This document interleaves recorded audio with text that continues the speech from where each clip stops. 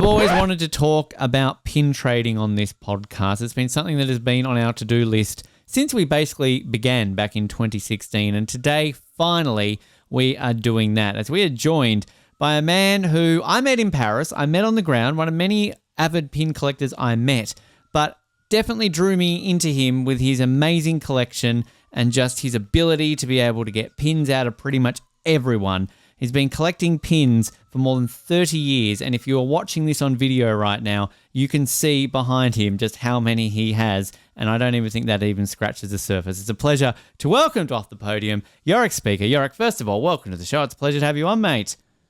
Oh, thanks for having me. It's also, very nice to be on the show for the very first time doing a podcast.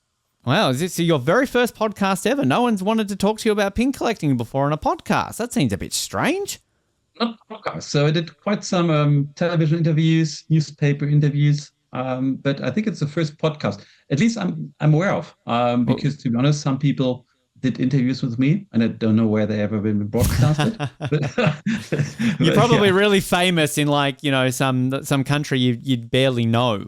Essentially, that happened to me. I think in the media center in Paris, somebody came up to me and they interviewed me. They did say where they were from, and it was like the brief because I wasn't meant to do interviews in my uniform, but it was like, oh, this will never get seen.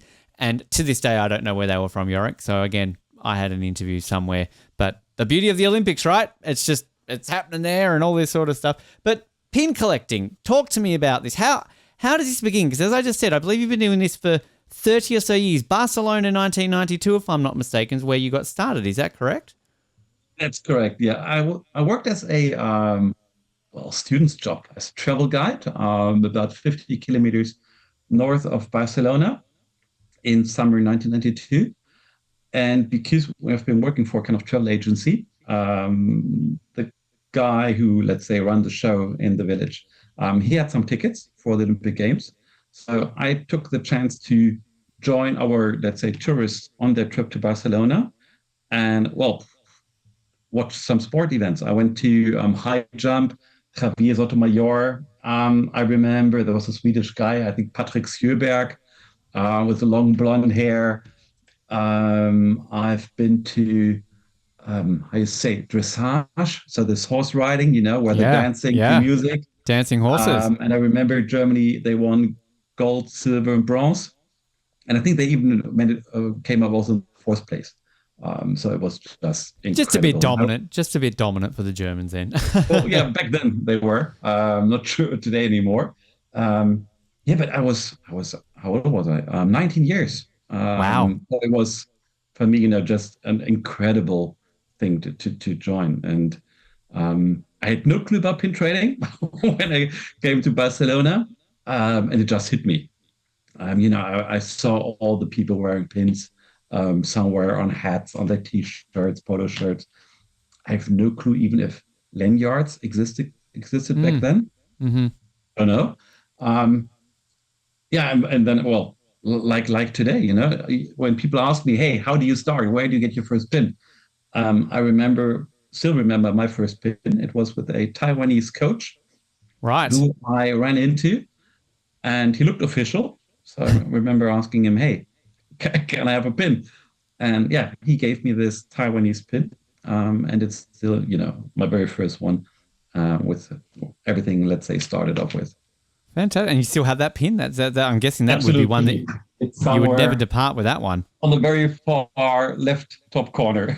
Wow. That's incredible. What an incredible story. I mean, you saw the high jump. I mean, Australia won a medal in that event. Tim Forsyth, bronze medal. I don't know if you remember your specifics of the high jump that you saw, but straight away I remember Barcelona 92 and a rare medal for us in high jump. So that was a good one to go to. But were you much of an Olympics fan before that? Sort of, did you grow up watching the Olympics? Was this something you always sort of thought you would like to go to?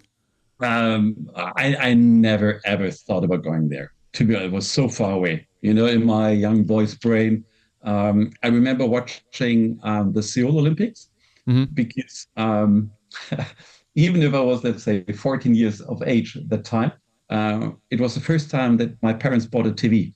So it was more or less the first event I ever watched on television, and it caught me straight away. So Wow. I remember because of time zone, Germany and Korea, it was broadcasted mainly during nights, but I remember watching all of it. So with Whitney Houston, this the song that she sang in the opening ceremony, Yeah. uh, and so it was that. Well, let's say where it started somehow. But I never thought about being there one day. Well, even if, as a fan, I was out of reality for me. So once you get that first pin, that Taiwanese pin, what do you do from there? Are you all of is it like a drug? You're like, wow, this is great. I love this. It was I a want drug, I want you more. know. It's probably a silly question to ask looking behind you there. It probably is kind of like a drug for you, Yorrick. But like at that point, what do you do once you've got that first one? Do you just keep asking and just keep Of getting them? course. Well, it was just when you realize how easy it was Mm. to find pins as a young boy. No, it just, it caught me straight away. And I was just asking everyone who looked official if they have pins. So also sorry, because I know that there are some Olympic participants who watch this podcast or listening to it. Sorry if I ever bothered you. Yeah, asking for pins. It's I always try to be friendly and nice. That's what I did back then in Barcelona, and I still do. So I try to be friendly and You were very patient. friendly when you approached me. I will say Oh, that, thank Yorrick. you, That's thank hence you. why Yeah, we yeah. also have you on this pod. One thing actually, like Yeah. you sort of touched on Let it me just there. just one story Go ahead. because you were asking me Go the ahead. question about Barcelona. Yes. Yes. Um, probably you remember there was a dream team playing, so Yes. the USA basketball team, and everyone was after this USA basketball pin. Everyone wanted this have to have this dream team pin. I tried my very best. I never managed to get it. And even Damn. until today, I'm still missing this pin in my collection. So, in case Wow. anyone listens to this podcast, The hey dream guys, I'm team looking for pin. say basketball dream team pin from 1992. Yorrick's looking for that one. Looking for that one. Was it one of these ones that was just like because I know obviously what Simone Biles had her own pin, didn't she? And sort of there were certain pins like Snoop Dogg. So is it one of these ones that just no internet back then, of course, but like it's just whispered around the village or the area, and then you just sort of like you keep listening and keep looking out for it. Exactly. Right, hit on the point. Yeah, this is you just heard a rumor, and you have no clue how it looks like. You have no clue about the size of the pin. You have no clue of the design, and you're just after this. Yep. And even now in Paris, there were those rumors around about pins. Well, the Snoop Dogg one you just mentioned, some about, they became very, let's say, common or famous, and there were pictures shared. But I also heard a rumor about NBC pins.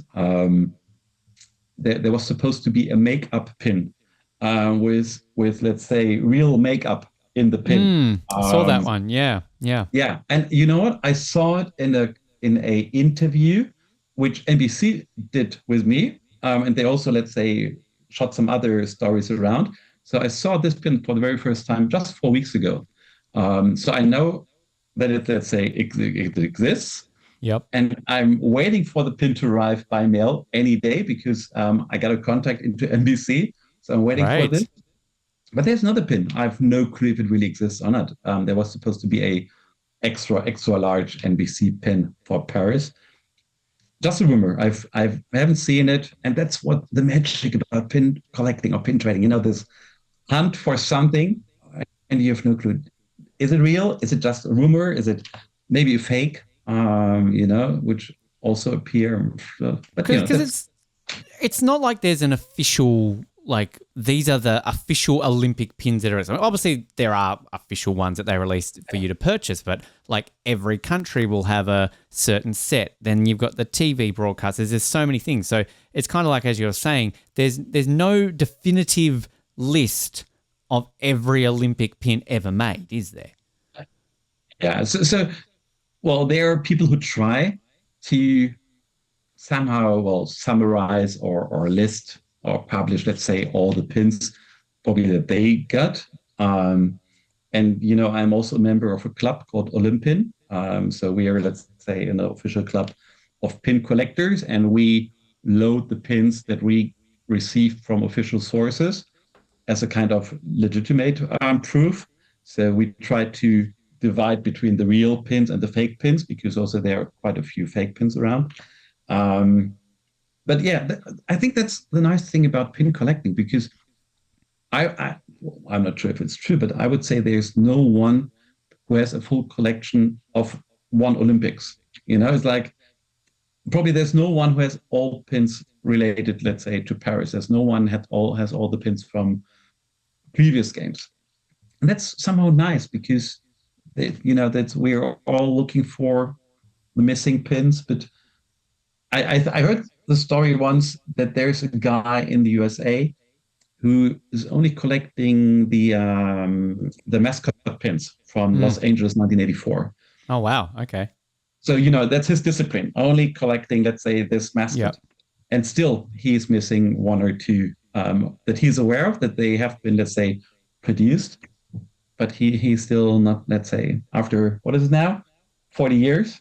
Yeah, it is. That's insane, still isn't it? 40 missing years. one or two of them. Because I was going to add on that, because I guess you would have a variety of different pin collectors in that, with your example there. Maybe you've only got people who collect mascot pins in general, or I want to have a pin from every Olympics, or I'm a gymnastics fan, so I want a you know what I mean? So like I'm guessing you can look at it, if you are listening to this, watching this, wanting to get into pin collecting, that maybe you can sort of start with a niche. I want one from every country, you know what I mean? And sort of go from there. Did you ever sort of look at being that type of collector, or have you just always been I go to an Olympics and get what I can get type collector? Well, more or less, I'm the kind of I collect what I get style guy. But I mean, it's so difficult, and I can understand why people try to only go, let's say, for a specific kind of pins. So for example, I exchanged many pins also after the games through Facebook groups, or let's say other ways. So, for example, I got a contact with someone from France who's only collecting judo pins because he is into judo.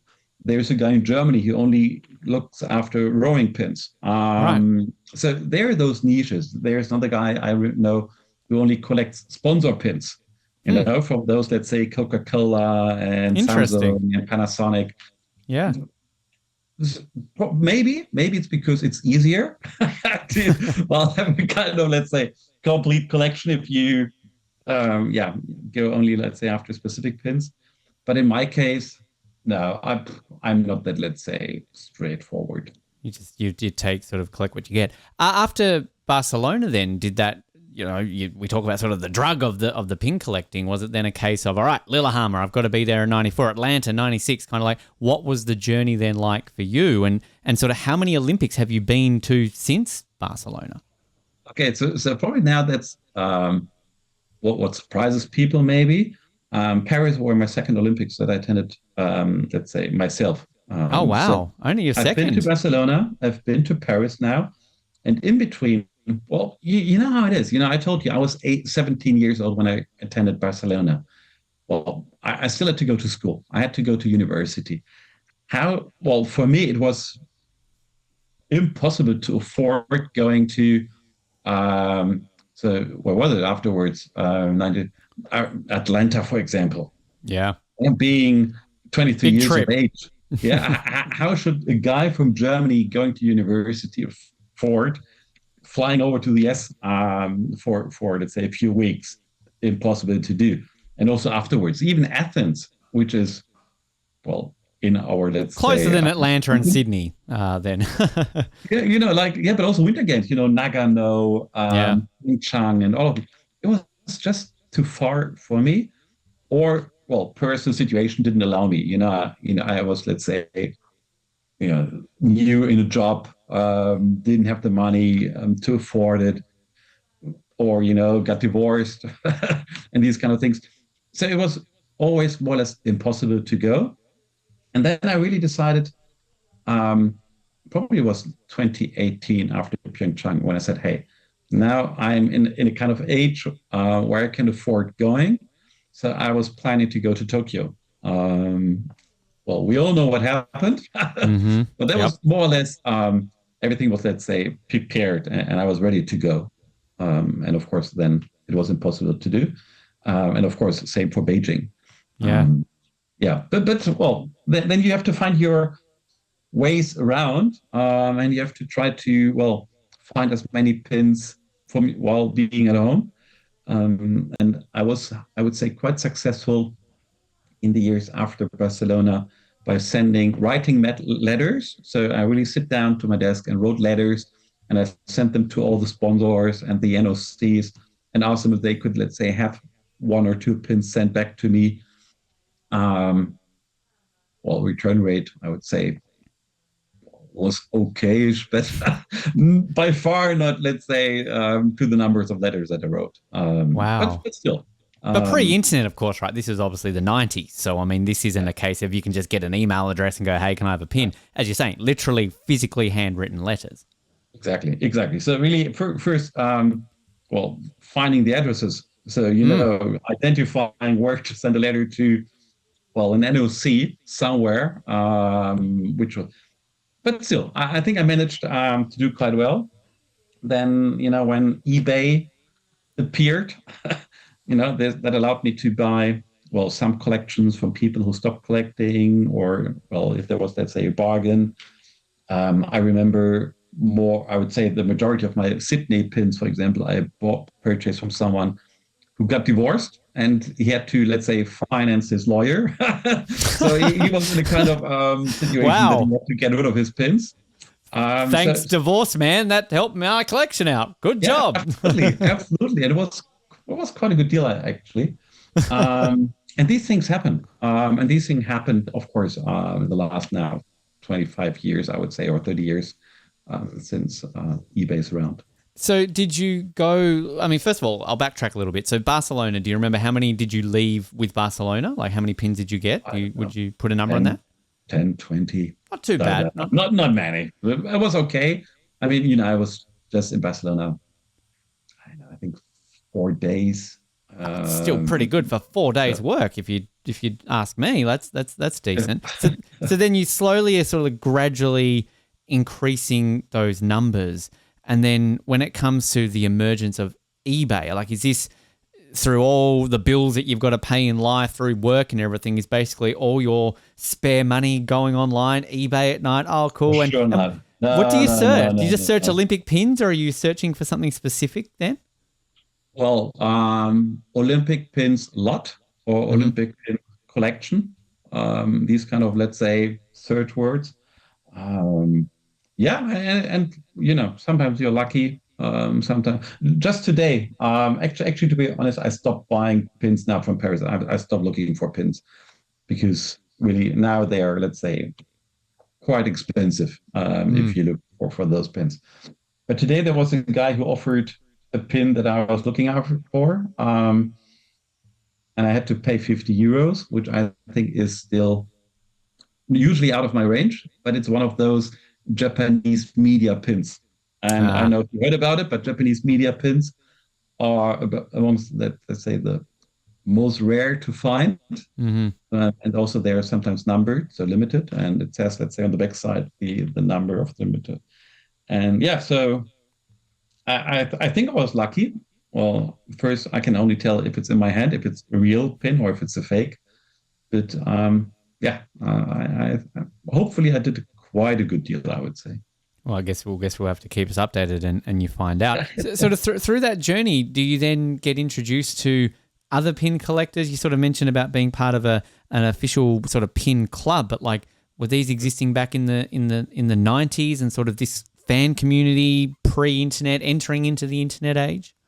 Yeah, so this club I think got founded after I don't know Los Angeles, or back in that time, and it was got founded by, let's say, people who attended like classes and at LA for the first time, and that's when they got into pin trading. But I only discovered this club, I think now 6, 8 years ago. Right. So of course I joined. There's a small fee you have to pay, I think 20 euros a year. And it's I think they're 600 members. And there's, well, I think a quarterly newsletter that they publish, and you can, there's, let's say, a list of members, and it specifies what they're looking after. So if they're, let's say, looking after sponsor pins or media pins or Olympics in general, and well, you can just introduce yourself to whoever you think is of interest to you.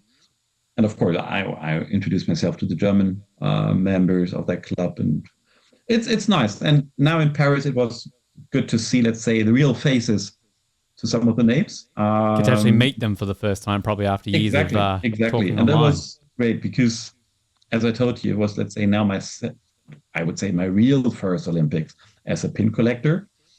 And these guys, especially there was one guy from Canada. I think he is 84 years or 85 Wow. years. And if I remember correctly, he has been to all the games since Lake Placid. Wow. Wow. Besides Tokyo and Beijing, you Yeah. know, are legends. Another guy from the US who has been to all the games since LA. And it was just great. So I spent some time with those guys outside the Olympic Village in Paris. And they also taught me, a bit about the etiquette of pin trading, and we tried to support each other. When I was talking to someone, I got one, let's say, one or two pins. Well, I took one, kept one by myself, and gave the other one to the others. So that's the nice thing about pin trading. Yeah. Well, you bring that up because that was going to be my question. Define the etiquette of pin trading, because I experienced a whole variety of ways to trade pins in Paris, as I'm sure you did, and everybody who's ever been to an Olympics and wanted to trade pins. But I mean, give me a brief overview of the etiquette of pin trading for us noobs out there, Yorrick, that want to learn about it.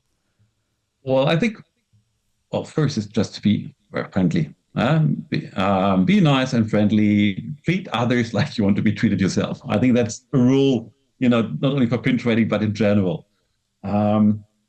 Well, first, what I do, I look for people who either were wearing lanyards with pins on, or people wearing, let's say, training outfits, from the Like countries. vests, people sort of were wearing vests almost, weren't they, as well? Yeah, Like, the pin traders, you mean?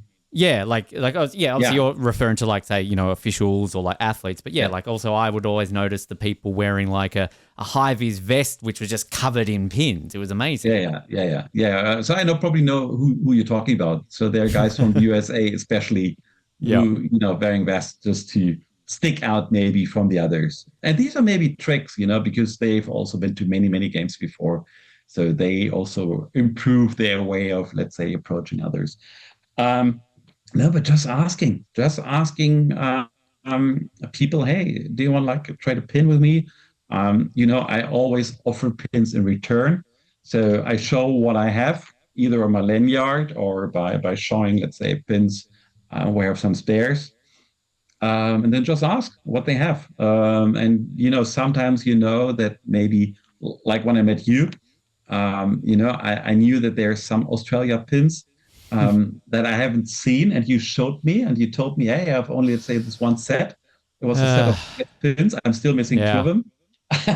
Which can I um, interrupt you for 2 seconds? Good news is I actually got given another set when I got back to Australia. So when I get back to Australia, I'll reach out to you and I'll show you what I've got, and I might be able to send you that the would two be that you're awesome. missing. That would be Yeah. awesome. No, but just approach the people nicely, asking, hey, do you want to do a pin trade? What is it that you have? Then you ask the others to show what they have. You show what you have.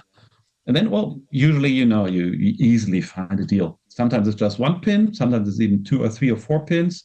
Um, if you have nice stuff to give, and the others are also building a collection, and so you just support each other. And of course, you don't interfere trades.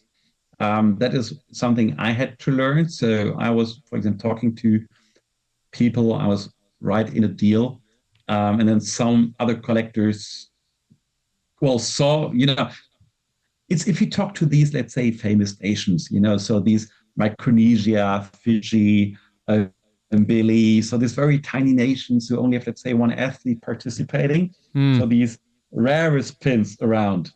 So if I was talking to one of these members of the delegation, And some other collectors realized, oh, fuck, Yorrick is talking to, I don't remember which country it was anymore. Yeah. So they interfered my talk or my Stand discussion. on your ground. Wow. Okay. And that's what happened. And to be honest, it was it happened to me, I think, once or twice.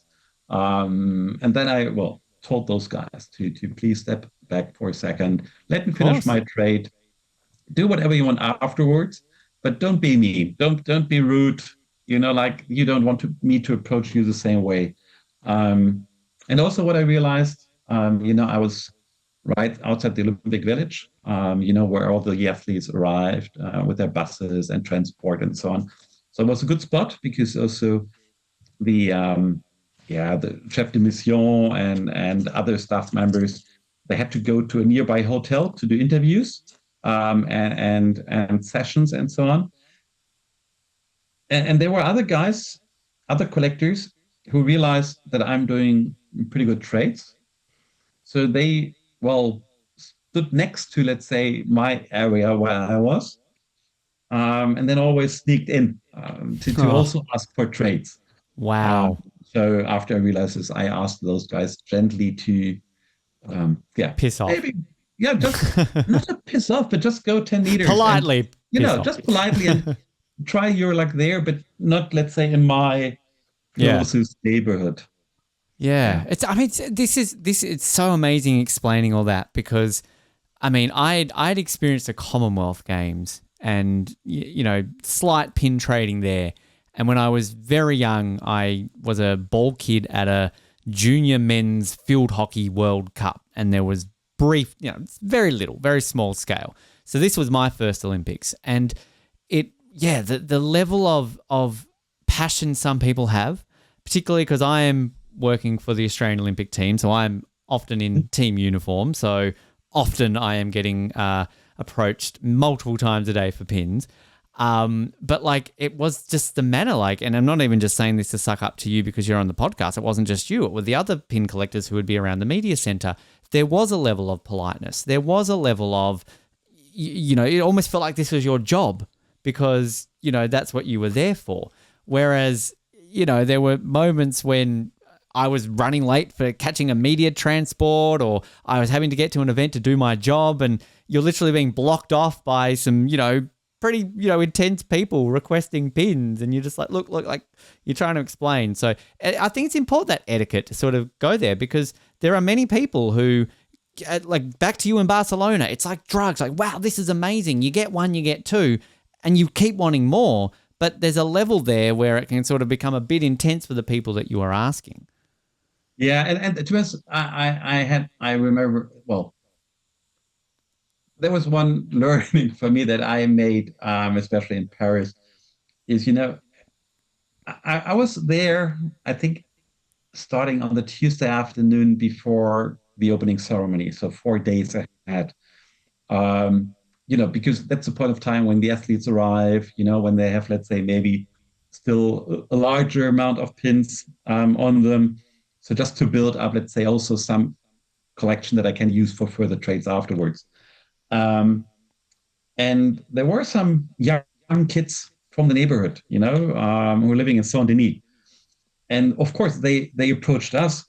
So the other two connectors from Canada and USA I was talking to about and myself, and they asked if we can get them pins for free, just for them to start. And of course, we're nice guys. So we handed them, let's say, gave them a few pins, I don't know, 4 or 5 each. And it was incredible how fast these kids learned about pin trading.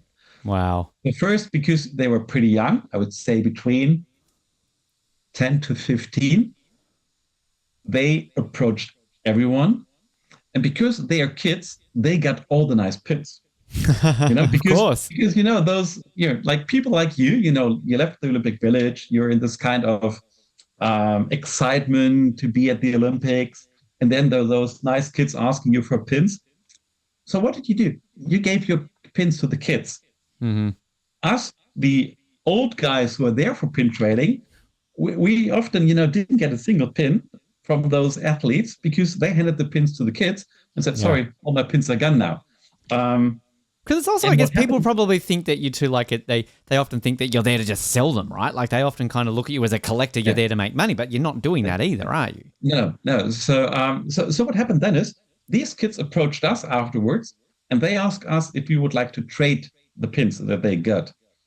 But they only asked us, they never traded. They only asked us to find out about the value of the pins they got. So they really were fast adopters. God, And very after, savvy. Wow. yeah, and after 1 or 2 days, what we realized, they had their parents standing a bit, let's say, aside, and they had to give the kids the pins to their parents, and the pins were then sold on eBay the same evening. Wow. so, Wow. so we That's found out about crazy. this.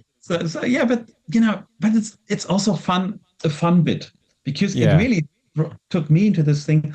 There was this one girl, and she was really difficult, but it was fun to trade with her or to try to trade. And she had one pin. I think it was from Aruba, and I was really looking after this pin. I said, "Hey, I know it's a valuable pin. I don't want to cheat you. This is what I can offer to you." So I showed her 2 or 3 valuable pins of mine, really valuable pins. And I said to her, "Talk to your parents this evening, come back tomorrow and tell me if you want to do the trade or not." And she didn't agree to the trade for 4 or 5 days. So I knew it was, let's say, and I was still looking for the pin somewhere else, but I didn't get it. So at the end, we traded this pin. Both were somehow happy. I left Paris after the games and I came back for the Paralympics Mm-hmm. because, from Germany, it's just a 5 hour car drive. Yep. I went back to the same spot outside the Olympic Village, now the Paralympic Village. And again, these kids were around, but it was different. It was, let's say, more quiet and so on. And this girl, she came to me, smiled over her face, and said, "Ah, now you're back." Wow. What an No, but amazing it's story. fun. It's fun. Yeah, because the people you meet too, right? Like going back to sort of Yeah. meeting the people through the fan club, and I read sort of the interview that you have done with NBC, and you mentioned about meeting people, and it's sort of that's the experience. Because I mean that's what we find through this show too, is that we meet Olympic fans. That's what we're doing this show for Olympic fans, and at the end of the day, it's the biggest sporting event on the planet. Brings people together, and it's one of these unique occasions that whether you're there to watch Simone Biles or see Snoop Dogg in person or trade pins, you're sort of all being brought together by this one event. And to me, I often I'm talking to athletes, I have no clue who they are. And it's not that I want to be mean, but simply there are too many, at least from my point of view. So, Yeah. so simply, you approach someone, ask correctly for a pin trade, and just afterwards you find out who they are. So I remember, for example, I did pin trades with 4 ladies from the US team, athletics team. I had no clue who they were. Afterwards, others told me there was, let's say, the fastest ladies in the world because they were the Form 100 relay Oh, team. wow. So it's like, Wow. yeah, but it happens. Or there was another at the Paralympics, and it was quite impressive. There was a handicapped girl from Mexico who met her parents outside the village, because parents are not allowed to go in the village or just with a day pass, I don't know, but they were not allowed to go in. So they met outside the village, just next to where I was standing. And, well, they did their stuff. And then afterwards, I approached her, asked for a pin trade. And then she didn't have any pins on her to trade. But she felt a bit bad about this, that she had no pins. So she gave me this kind of Mexican face mask, that they wear for wrestling. Mm-hmm. These, Oh, yeah. Like the sort of the, yeah, I know these exactly what you're talking about. things, Yep. And she said, well, that's something I can give you that I brought with me from home because I want to give something in return. Because often I gave pins away for free. Mm. I talked to athletes or delegate members. They had no pins on. I said, hey, here's a pin for free. And when you come back, remember me and maybe you have one pin with you. And often this worked. But I think I gave away, I don't know, several hundred pins without getting anything in return. But okay, it happens. Well, because So, did it ever happen awkwardly? Sorry to interrupt, but like sort of, I remember a few occasions with my off the podium pins where like I'd sort of approach people because I'd seen them like trade a pin. So I'm like, oh, like, this is a pin I've got. Would you like to trade? And they sort of would take it and then they would just leave. And I'm like, no, I wanted to trade, but buy. So it was kind of like that awkward moment where I don't think they they looked at the pin and go, that's shit, I don't want to give you one in return. So, yeah.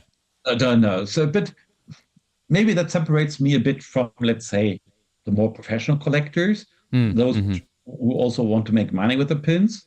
It's, yeah. And you can tell them, Yorrick. I feel you can tell them because, like, on my example just then, like, again, for some people who maybe not heard me talk about it before, like, as working for the Australian team, we really did not get given many at all. I literally got given 2 sets. I kept one for myself, so I had 5 pins to last me, and they were gone within 3 days. So I had no Australian pins to trade, so I had the off the podium pins, which, again, no one's really heard of us. I get it. They're not really sought after pins. But there was definitely a level of when you would get to some people and you would offer an off the podium pin and trade, and most people would be like, yeah, that's a pin to trade. Here's mine. Here's this, here's that. But then you would get to one of these more, let's say, professional people who would very much stick their nose up and go, oh, I don't know what that is. I don't want that. And then basically kind of shun you and leave. So it was very interesting to deal with some of those people sometimes. And that's about what I would call the etiquette of pin trading. If someone is nice to you and offers a pin to you, interested in a trade, hey, go for it. Maybe you're not offering.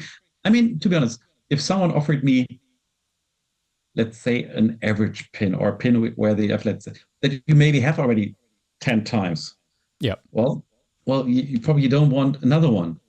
But I remember, and I just prepared something because I thought maybe this topic is going to come up. There was a guy from Armenia.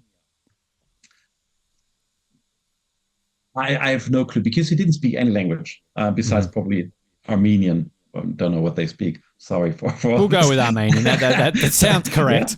Yeah. So, but he just approached me and he wanted to take souvenirs back home. It was so clear what he wanted. He wanted the same pin. I had one pin that said Paris 2024, and he was looking after this pin. So he offered me his Armenia pin, but he had nothing else to offer. So we did 1 trade, 2 trades, 3 trades, 4 trades. He went back to the big village, came back, again offered me the same pin. I said, sorry, dude, there's no one. Sometimes, I feel bad because no one was looking for the Armenia pin. Yeah. It's like, they were looking for other pins, but not that one. So there was literally no value for me besides the one that I kept for myself. But he was nice. He was friendly. And then and I think he was working for the boxing team. So because I wasn't interested in his pins anymore, he started offering me mini box gloves. Oh, fantastic. So I don't know. From, let's say, it says European Boxing Championships, Serbia. There you go. Then the next add it to the collection. Offered me another boxing glove in red. So I just kept them for the fun of it. But I just felt bad that he was desperately looking for souvenirs to bring back, and he didn't have anything to offer. But these are also the stories, which for me are what makes Olympics so special and so fun. I had very, very similar ones at the Commonwealth Games because I actually worked boxing, and I sort of was working for the games, not really for Australia back then. And we weren't given any pins, and we were kind of actually almost told, like, don't ask for pins, but you end up getting them anyway, right? So then you basically get to a point where you're making friends with people. You're seeing the same people every single day. I'm sure you'd see that at the village. You'd see the same volunteers. You'd see the same people.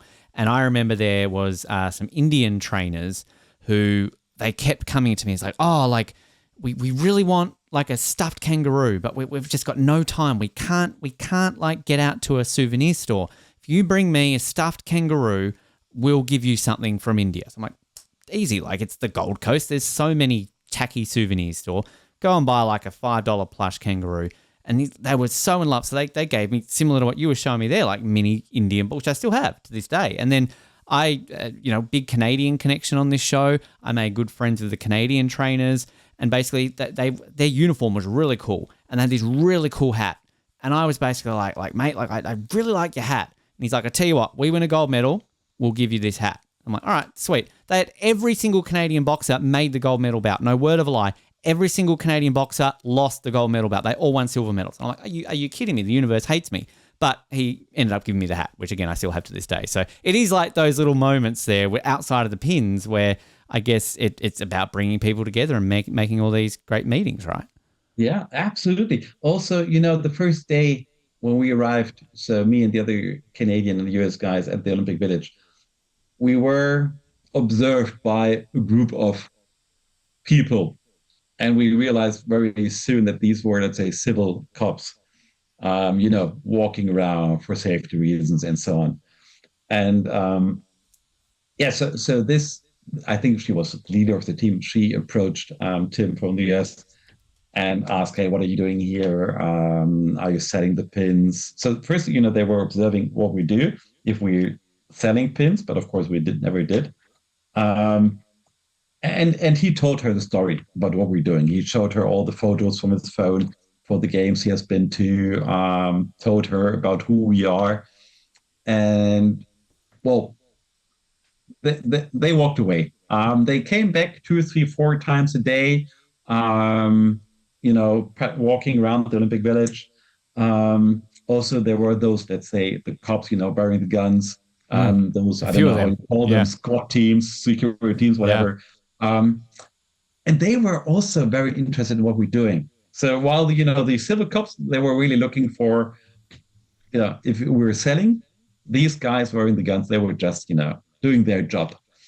And we became friends with those guys. Really, we Nice. became friends. So, because what did they do? They walked up and down the whole day. There was the girl with the dog. She was looking after bombs. So, going through the bushes with the dog to detect any explosive stuff. And the guys on their barrels, I think it's called the hats. Yep. The Yep. police guys, they had a tricolor pin. Mm. So I asked the guy, "Hey, can we do a pin trade?" And he said, "Oh, but we don't have pins." I said, "Yeah, you do have a pin on your head. I want that pin." And they said, "No, we can't trade this. It's, let's say we only have one and we have to." I mean, what happened? They took the police from all over France and they brought them into Paris. So they had to stay for 2 or 3 months in Paris without going back home. So they only had the one pin on their head. Mm. And I kept asking for their pin.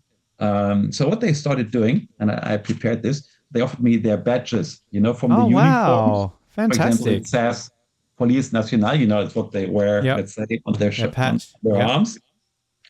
There was another guy, I think he's a bit from a special team, it Oh, says wow. It's like a boat or like water, a sort helicopter of, boat, yeah.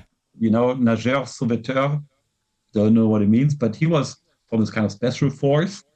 Um, but then finally, after a few days, those guys came back with pins in their hand. So I think I managed to have 4 or 5 Ah, yeah, I saw with those a pins. Oh, tricolor fantastic. pin Great. next to it. And there was, let's say, then for me, the next challenge, some had a flame Mm-hmm.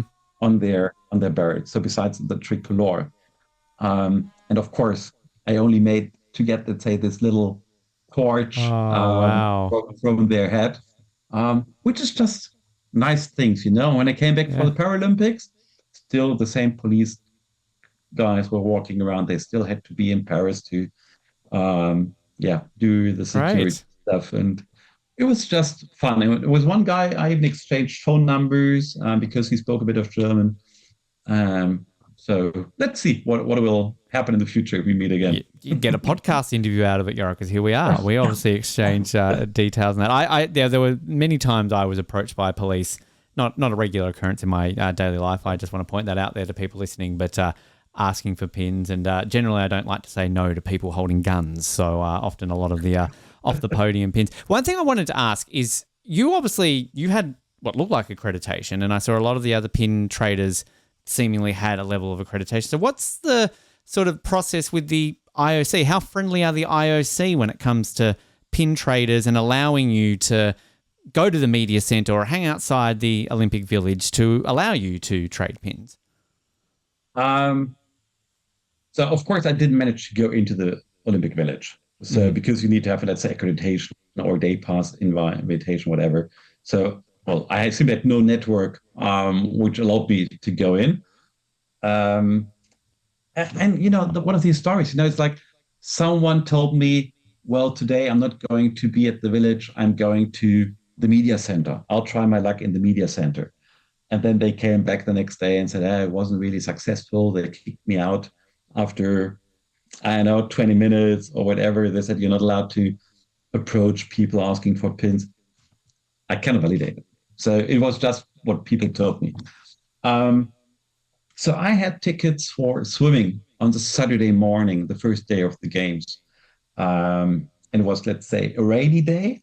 So I Mm. thought it's Yeah, I remember that. Day no, after the opening ceremony, right? Yeah. yeah, it was exactly the morning after the rainy ceremony. Yeah. And I thought it was where should I go? I cannot go to the Olympic Village because it's going to be raining. I don't want to stand outside. And I had no clue really where to go. So I thought to myself, on the way back from the swimming arena to the city center, there's a media center on its way. So I just thought, hey, let's go there. Let's give it a try. Let's see how it works. So I walked into the lobby. I don't know if that was the point when we met, because Yeah, we we met met. exactly We on met. the way Yeah. there, or if it was, Yep. let's say, maybe the next day. But it could have been that there was exactly that point of time when we met. Mm. So I went through, let's say, this lobby area of the media center and went to the hotel that was connected to it, the Hyatt Regency, which Yep. was supposed to be the official IOC family hotel. And I just thought to give it a try. So I went into there without any security. There was no one asking me for accreditation or anything. It was just like walking into a regular hotel. Um, and it was like heaven. It was, there were like all these delegate members. There was literally no one not wearing an accreditation. Everyone was wearing accreditation or team outfits. So I was like, wow, what is this fucking place? What was going on here? So I had my backpack with all my, let's say, traders in it. I sat down in the, let's say, lobby area and ordered a coffee because I thought, if you drink a coffee, they won't kick you out while you're drinking the coffee.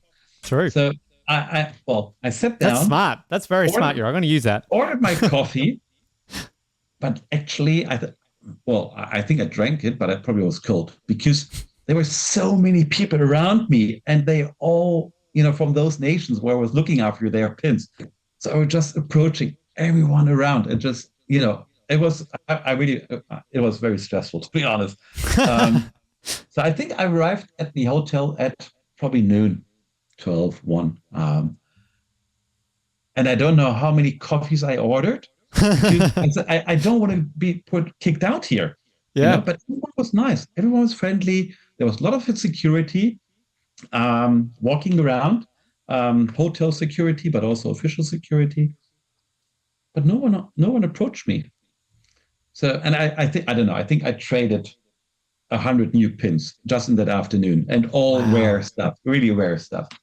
So I said, fuck, here, I have to go back here next morning. I'm going to spend the whole day. So Sunday morning, probably, I think 9 o'clock in the morning, I was back in the hotel lobby. More euro for the coffees, I'm hoping. I hope you had plenty of... And to be honest, I never ordered a coffee anymore, because what I did, and maybe that was my secret. At the first day, I gave pins for free to the security staff. So I hand pins for free, told them, hey guys, that's what I'm going here for. I'm here for pin trading. And please, can you have a look at my backpack? Because, it was quite some valuable stuff in there, and I didn't want to carry the backpack all the time. So I put it on a kind of place where I was able to observe, but I also asked the security guys to keep an eye on my backpack. And they did. They brought me water, because they said, hey, don't buy water at the coffee shop. We can give you bottles for free. So they served me water. And it was just, it was just heaven. It was awesome. I met so many chefs de mission. I think I shared some pictures also with you in preparation for this podcast. So, Ecuador, or Eswatini, um, Netherlands, Paraguay, Philippines, Japan, North Korea. The North Korean team were in Wow. the hotel. Um, I got a North Korean story in a moment, but yeah, wow, yeah, that's crazy. and all of these, and it was just amazing. And really, it was just a blast. So first I decided to spend time outside. Before I came to Paris, I thought, well, I'm going to be here and there to do pin trading. I'm going to be at the Champs-Élysées or close to the Eiffel Tower because that's where I thought the hotspots for pin trading will be. Hmm. Because for the very first time, there was no official pin trading area. Usually, there's a kind of pin trading area at every Olympics, Right. Okay. but I have no clue why. But no Interesting. one thought about this. So Who there was designates no, that? Is that the IOC? They like this is the well, zone, like usually it's the OC, so the right. local organizing committee. Interesting. And Okay. it's done by Coca-Cola, but Coca-Cola they didn't do it. So there was kind of the question where to go because usually the pin trading center is the place to go. So some pin collectors, especially from France, they rented a pavilion at the La Villette village. So Okay. they had this own pin trading center, but it was, let's say, private organized, so nothing official. But to be honest, I didn't manage to go there because it was for me kind of too far away. And Coca-Cola, they had a food court somewhere in the city center. Hmm. They did two or three pin trading events during the Olympics at this location. But that's it. So there was no official place to go. So for me, it was like, okay, where am I going for pin trading? And once I discovered the lobby of the Hyatt Regency Hotel, you know, I've, Paradise. I've been You there were for there. 5 days. That was And when around I the went, corner from where I was every day. I should have hung around there more. you should have. And it was just fun. So Because there's no official designation. So like when you guys are saying wearing like a form of accreditation, is that sort of like a guest pass or kind of like what is that in relation to like the pin collectors? it's usually there is no official accreditation. It Right. simply doesn't exist. So the one that I was wearing, it was, let's say, one that I made up myself. Right. It Okay. contained my. I can show it to you. It's Looked this, very legit, Yorick. It was very well put together. still the official lanyard, which I You got the traded for official pins. Leonard. Yep. Yep. Yeah, but traded for pins. Oh, right. Smart. Yeah, and that's, let's say, the accreditation. I guess you can see it, that I made So you myself. made that. That's because I saw that and I thought like this is like an official like the pin traders club like have a maybe a certain Uh, amount given to them. But that's amazing. That looks brilliant. so it's inspired by the official accreditation, but for It example, the looks QR code is my Facebook profile. So if people approach me, and they wanted, let's say, to stay in contact, I just ask them, hey, just that scan is the QR code. brilliant. It's my Facebook profile, and it That says makes me 2024 happy. pins on the It on the does, bottom. like Not to people. If you're listening to the say, audio, watch the video because this is like absolute. Like my accreditation's in the cupboard over there, official one, and like it looks exactly the same. Like that is very well. That is very well done. I've got to ask a few standard questions for you, Yorick. What is of all the pins? Actually, first of all, how many pins do you have? Do you know a rough number of how many you have in total? 1,000.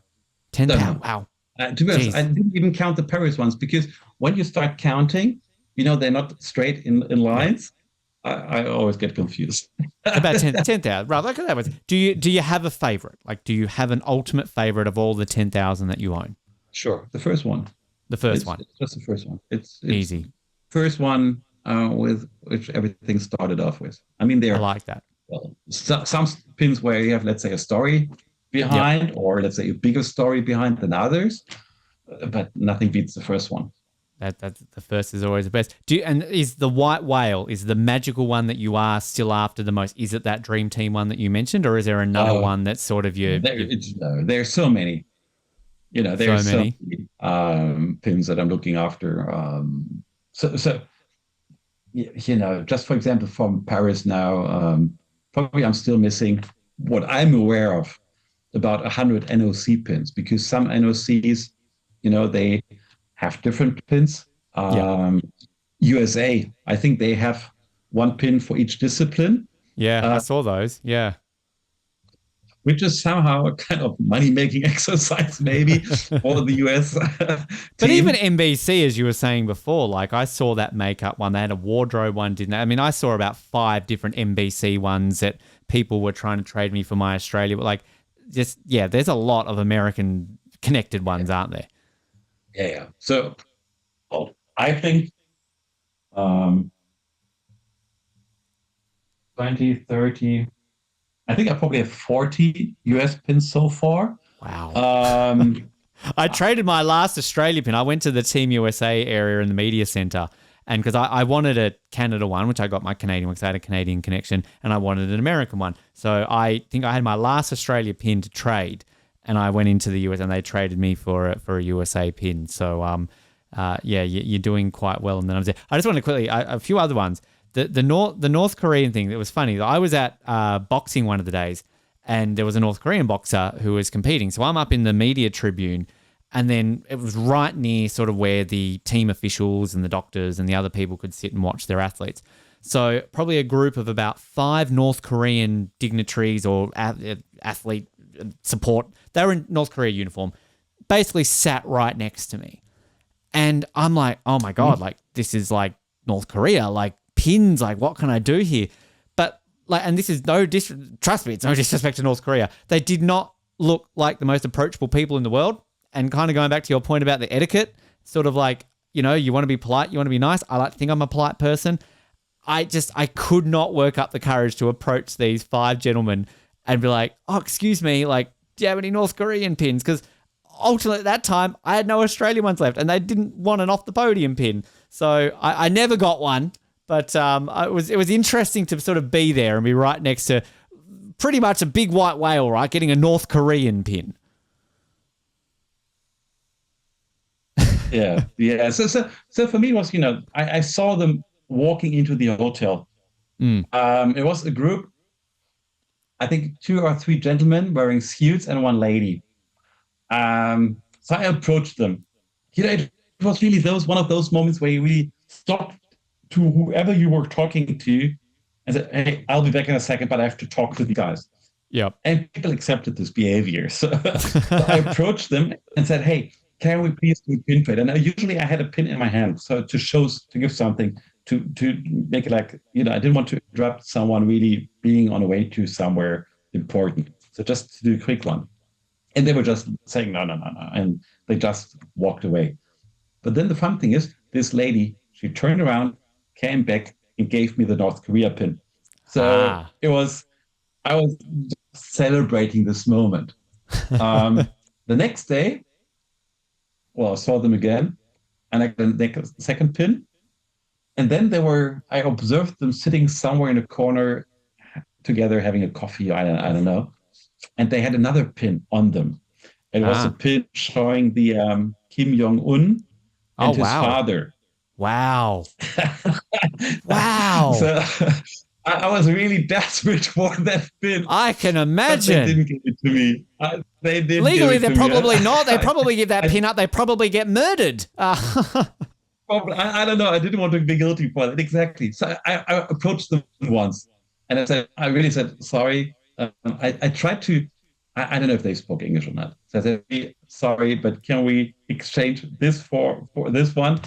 And they were like, no, no, no. And that's it. So then I applaud you for asking. That is brave. That is brave. That you nearly probably cost a couple of North Koreans their life by asking for that pin. So that is fantastic. I love hearing that story, Yorrick. I've got to add. So you did send some photos, and we'll share these obviously in this video interview, and people who want to see them, we can share them on our social media. Your great collection of Paris, and you've put these in sort of great frames and everything. And I'm sort of looking through some of the pictures here that you've sent. I've noticed you've got our national broadcaster in Australia, Channel 9. I don't think I really associated much with many Channel 9 people because we were sort of in a different area. So you've got a Channel 9 pin. Good job. I am not noticing though here, Yorrick. That was one of my most expensive pins. Oh, it was expensive. How was it? That was one of the most expensive one. Why? Tell me how. Why? One of the ways how I find pins is to contact people through LinkedIn. Yep. Yep. So because I didn't find a single Channel 9 pin in Paris, even they were doing interviews with the Australian team Mm. outside the village next to us, they had no pins on them. So I sent them an email afterwards or a LinkedIn message, said, hey, please, is there any chance? So there was a very nice guy, and he said, "Yeah, sure, sure. I will make sure that you will get one pin for your collection." So what happened is I received the parcel. It was an envelope, probably sent by FedEx, whatever. But they filled in the custom declaration form and they said, jewelry pin, value 250 Australian dollars. So I had to Wow. pay about 80 euros to get it out of customs. Wow. And you have no clue what's inside. If it's only one pin, if it's 10 pins, if it's maybe a frame of pins, you have no clue. So at the end, I got one pin. I had to pay 80 euros just to get out of customs because the way it was, they did the declaration.